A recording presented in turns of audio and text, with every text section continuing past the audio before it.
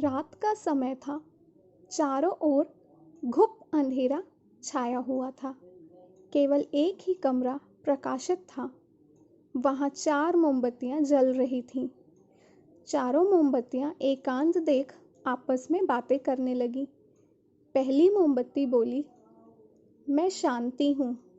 जब मैं इस दुनिया को देखती हूँ तो बहुत दुखी होती हूँ। चारों ओर आपाधापी, लूट खसोट और हिंसा का बोलबाला है। ऐसे में यहाँ रहना बहुत मुश्किल है।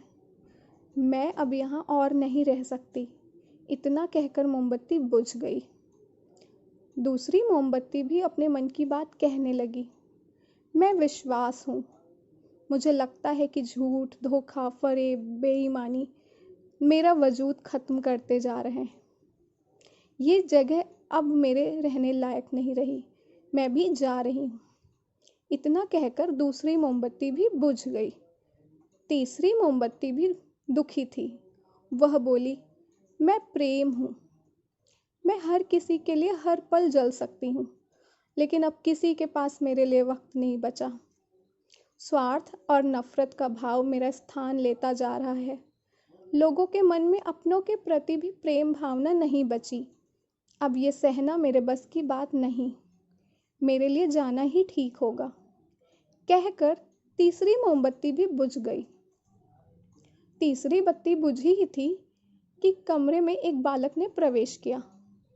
मोमबत्तियों को बुझा हुआ देख उसे बहुत दुख हुआ। उसकी आंखों से आंसू बहने लगे। दुखी मन से वो बोला, इस तरह बीच में ही मेरे जीवन में अंधेरा कर कैसे जा सकती हो?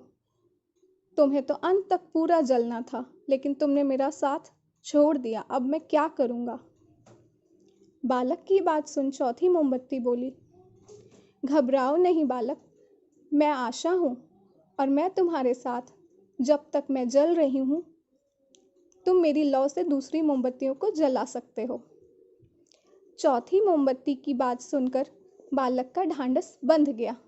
उसने आशा के साथ शांति, विश्वास और प्रेम को पुनः प्रकाशित कर लिया।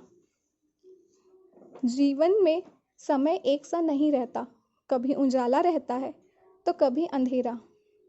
जब जीवन में अंधकार आए, मन अशांत हो जाए, विश्वास डगमगाने लगे और दुनिया पराई लगने लगे, तब आशा का दीपक जला लेना।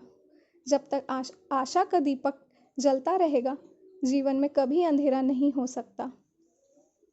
आशा के बल पर जीवन में सब कुछ पाया जा सकता है। इसलिए आशा का साथ कभी ना छोड़ें।